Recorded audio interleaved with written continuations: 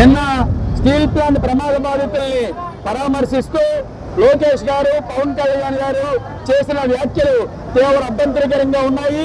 ఇది కార్మికుల్ని, కార్మిక సంఘాలని ఘోరంగా అవమానించడం తప్ప మరొకటి కాదు అని చెప్పి మేము భావిస్తున్నాం. వాళ్ళ వ్యాఖ్యలను వెంటనే ఉపసంహరించుకోవాలని అఖిలపక్ష కార్మిక సంఘాల, ప్రజా సంఘాల జేఏసీ తరఫున మేము తీవ్రంగా డిమాండ్ చేస్తూ ఉన్నాం.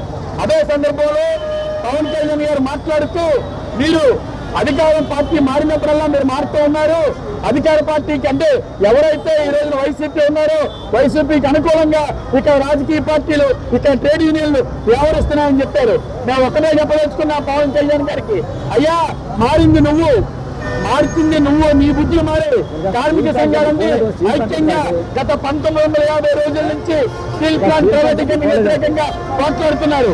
నువ్వు చెవేరా వారసున్నావు, అలాగే భగత్ సింగ్ వారసున్నావు. కానీ ఈ రోజు వెళ్ళి నరేంద్ర మోడీ గారికి సనాతన ధర్మం అని చెప్పి ఊడిగిలు చేస్తూ ఉన్నావు. కాబట్టి మారింది నువ్వు, నీ ఆలోచనలు.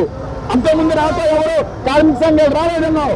కార్మిక సంఘాలు మీకు అండగా నిలుస్తాయి, రమ్మంటే మీరు రాకుండా వెళ్ళి సినిమా షూటింగ్ చేసుకున్నారు.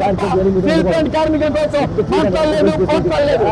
అలాగే చేసిన వ్యాఖ్యలు చూసుకుంటే, మీరు కుటుంబ సభ్యులు చనిపోయారా, మీరు డబ్బులు ఇచ్చేయండి అని అడుగుతున్నారు. డబ్బులు ఇమ్మని అడుగుతాం, కార్మికుల భరోసా కల్పించండి అని అడుగుతాం. ఈ రోజు లోకేష్ బాబు గారు ఎకరం 99 పైసలకు ఇస్తే తప్పని అడుగుతున్నాడు. మేము అడుగుతున్నాం, చనిపోయిన కార్మికుల కుటుంబాలకి ₹1 ఇస్తే తప్పేంటి?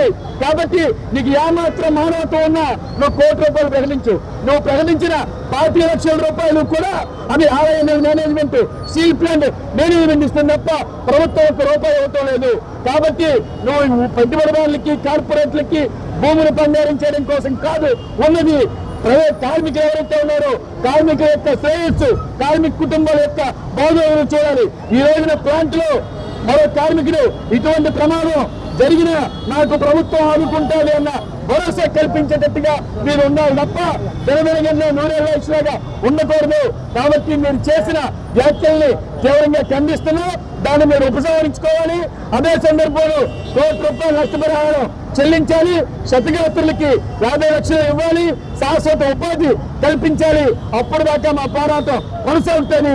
నేను చెప్తున్నా, వైసీపీ గవర్నమెంట్ లో ఎసెన్షియల్ ఫార్మా మన ఎల్జీ ఫార్మర్స్ లీక్ అయినప్పుడు ₹1 ఇవ్వాలని సవాల్తో కేంద్రం దగ్గర ధర్నా చేశాం. మా మీద ఇప్పటికే కేసులు నడుస్తున్నాయి. ఎసెన్షియల్ కంపెనీలో చనిపోయిన వాళ్ళకి నష్టపరిహారం చెల్లించాలని ఆందోళన చేశాం. అప్పుడు మీ కూటమి ప్రభుత్వం అధికారంలో ఉంది, వాళ్ళు కూడా ₹1 చెల్లించారు. మరి ఇప్పుడు మీకేం పోయి వచ్చిందని చెప్పి అడుగుతా ఉన్నాం. కాబట్టి ఖచ్చితంగా